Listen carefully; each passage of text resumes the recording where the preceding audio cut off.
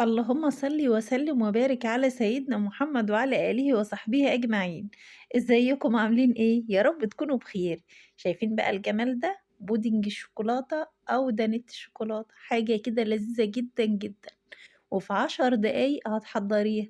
مش هتاخد يعني حاجة كده، مش هتاخد وقت خالص، وحاجة حلوة على السريع كده هتفرحي بيها ولادك وهيموتوا فيها.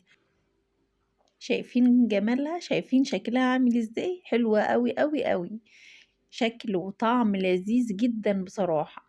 وايه، مش هتاخد وقت خالص. ندخل بقى على المقادير بتاعتنا ونشوف هنعملها ازاي. معايا كيلو من الحليب، هنحط عليه 4 معالق سكر كبار او حسب الرغبة. يعني انا لما قلبته ودقته كده حسيته هيبقى دلع، فانا زودت كمان معلقتين سكر كبار. يعني السكر حسب الرغبة. وحطيت 4 معالق كبار من النشا. تمام كده.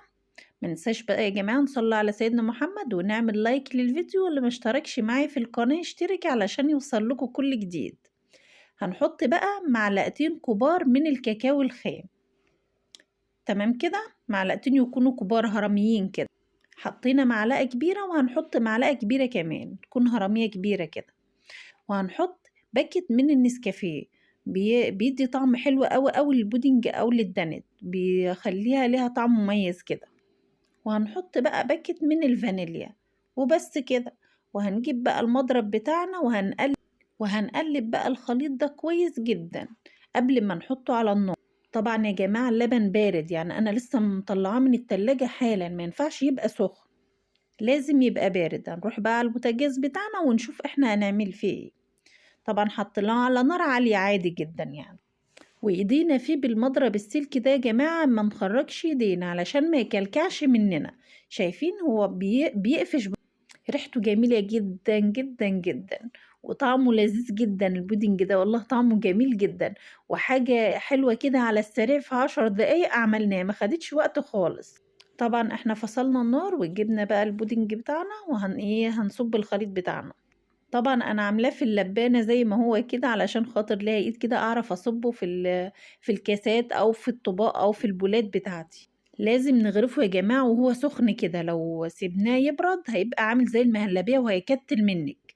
لازم يبقى سخن كده وانتي بتغرفيه.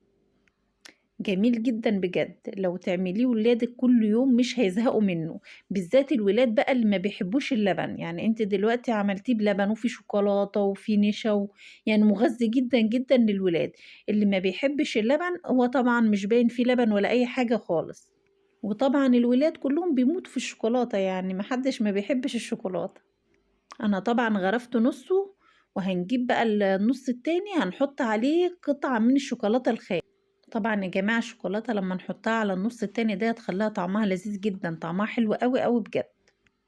هنقلّبها عادي بالمضرب السلك كده وهي سخنة كده، بتسيح في ثواني، ما بتاخدش وقت خالص الشوكولاتة. تمام كده، شايفين الجمال؟ لو تشموا الريحة بقى اللي أنا وأنا واقفة كده شماها، جميلة جدًا، جدًا، جدًا.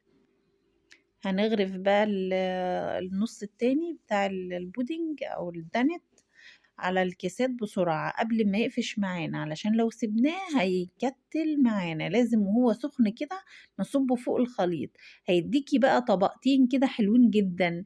انت ممكن برضو تعملي ايه، ممكن تصبي نص الخليط وهو لسه مش غرفناه ولا حاجة، وتضيفي نص التاني شوكولاتة وايه، وتحطي تعملي 3 4 طبقات براحتك كده. يعني تحطي طبقة بالشوكولاتة، وطبقة الأولى اللي هي بتبقى فاتحة، وطبقة غامقة.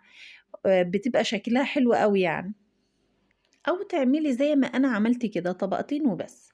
طبعًا يعني هو البودنج لسه سخن على فكرة، يعني هو بس سِبته يهدي شوية، يعني عمل وِش من فوق كده. وبعد كده بقى إيه، زيّنيه بأي شوكولاتة مبشورة، فرماسيل، مكسرات، أي حاجة تحبي تحطيها حطيها. أو ممكن ما تحطيش حاجة خالص يعني، هي بيبقى طعمه لذيذ جدًا كده من غير أي حاجة خالص. يا جماعة ما بياخدش وقت خالص والله، والولاد هيحبوه جدًا البودنج ده أو الدانت ده طعمه حلو أوي. وكيلو الحليب عمل لي 7 طُباق تقريبًا، يعني ال4 كاسات الطوال دول و3 بولات صغيرين، بس يعني كبار مليانين يعني برضه والله. حلوة جدًا يا جماعة، تحلية سريعة جدًا وما بتاخدش وقت ولا مكلفة يعني. بكيلو حليب عملنا تحلية على السريع كده والولاد يعني هيموتوا فيها بجد. حلو أوي أوي يا جماعة، ما تنسوش بقى إيه تعملوا لايك للفيديو، اللي ما اشتركش معايا في القناة يشترك علشان يوصل لكم كل جديد. شايفين الجمال؟ شايفين الطبقات؟ طبقات بس يا جماعة لازم تسيبوه يهدى شوية علشان خاطر يجمد معاكم كده. تمام كده، وبألف هنا وشفا للي يجرب.